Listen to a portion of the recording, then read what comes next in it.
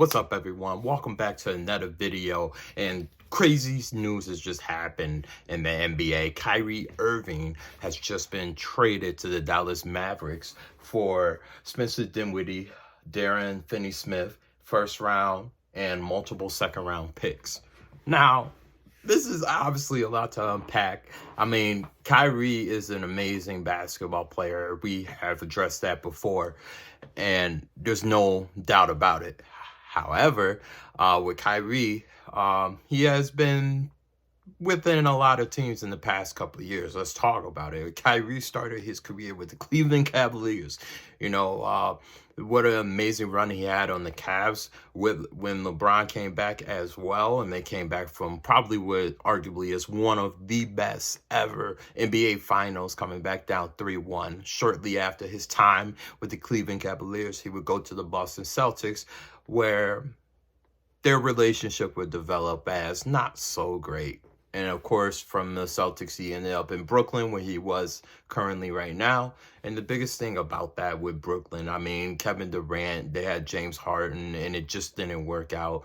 Kyrie there was a lot of controversy going around that time. However, nevertheless, Kyrie did end up actually transitioning now from the Brooklyn Nets, and amidst all that controversy, coming back and playing amazing basketball.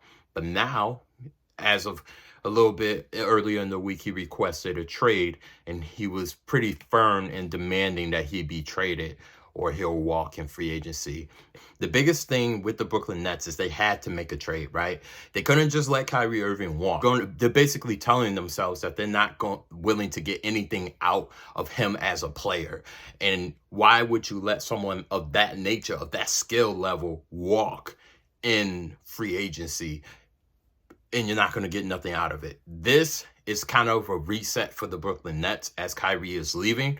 I mean, they're getting Spencer Dinwiddie back, Finney-Smith, and then they're also getting first round and a couple second round picks, which is good in terms of them building their future. And also it adds a little bit more depth into their roster as well. Now, the Dallas Mavericks are shipping away those players and a couple picks in order to win now. I am super interested to see how Kyrie Irving and Luka Doncic will work out. I'm actually super interested to see how Luka Doncic is thinking right now. I mean, is this a great thing for him? Is this a good thing? Is this a bad thing? Is he worried? In my personal opinion, I think that this can be a phenomenal thing. I mean, Dallas is a great organization. Nevertheless, they have success in the organization. They have developed amazing players. They draft well. They are a team that is trying to win championships for Luka, and Luka definitely needs help. Luka needed help, and Kyrie is a player that doesn't have to rely on Luka to play good, for them to win the game. And Luka is a player that shouldn't have to rely on his teammates, if he's having a bad game, then who's going to be the next one scoring? That was a problem that the Dallas Mavericks had. The Dallas Mavericks, if Luka didn't play good, it was guaranteed that they were going to lose the game. Nobody else was really stepping up in those situations, so they weren't getting production out of their depth like they expected to. However, now that Luka is injured and is starting to take a toll on his body by taking over every single game, game after game, game after game, getting Kyrie Irving is kind of going to relieve some of that pressure and stress that maybe he's feeling, and it can allow them to kind of make off of each other. Now, let's talk about their play style. Do these players blend together? Do they work together? Does it make sense for Kyrie after this season to still stay with the Dallas Mavericks? Does it make sense? Well, let's look at it. Luka is a type of player that does not need the ball in his hand to score. Luka could play off ball. Luka could be a playmaker if he needs to. Luka can be a scorer if he needs to. He's not the greatest defender in the world, but still, nevertheless, he is very versatile on the offensive end. Kyrie Irving is a player who is a score-first point guard. You give him the ball, he's going to sauce something up, whether if he's dropping dimes or if he's just taking over in the fourth quarter, as he usually does. I mean, he's just an amazing player. How do they balance off of each other? Well, it's going to take time. They have to build that chemistry. It's going to come down to, does it make sense for Kyrie and Luka in their situation to take this time to actually sit there and try to figure this out? That's going to That's going to be the biggest thing, that when it comes down to it. Also, not to mention, Kyrie Irving is a championship winner. I mean, he's been to what, 3 or 4 championships? Pardon if I'm mistaken, but he's been to about 3 or 4 championships, and he has one ring in a series that he was obviously the lead cast, along with LeBron James. They were both lead cast in that series, and it's proven that 2 players can get it done if they work together on it. Now, what does this mean? I mean, for the NBA, for the league in the Western Conference with the Dallas Mavericks over there. Well, obviously, the Lakers are probably hurt because their situation has not changed, and they were probably betting on getting Kyrie Irving, in exchange for Russell Westbrook and a couple other players, along with some picks. In their situation, they are going to have to really figure it out now with their roster. Now with Kyrie on the Mavs, does this mean that the Mavs are going to be a better team than what they were currently this year and what they were currently last year? I do believe so, because again, this is going to allow more scoring to happen.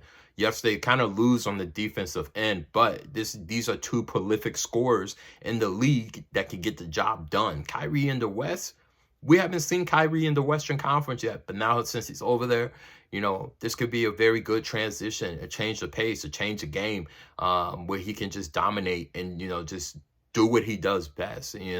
Honestly, I am not against this at all. I kind of like Kyrie Irving being in Dallas. Dallas is a much more low key. It's a lot more low key than what Brooklyn was, with all the controversy and everybody pointing the finger at him, and blaming him for everything. With him being in Dallas now, it does seem like it can work out a little bit better. Not saying that him and Kevin Durant did not work out well, because I think they were just starting to get into a groove this season, but it took 3 seasons for them to get it together. I mean, you had Kevin Durant being injured, the first season there. Then the whole COVID situation with Kyrie not wanting to get the vaccine. By all means, and then they said he can play away games, but he can't play home games, which still doesn't make sense to me today. And then they also, with that issue, and then you had the issue with the social media posts, and then he was suspended for that, and then he loses his Nike deal. So, I mean, by him going to Brooklyn, literally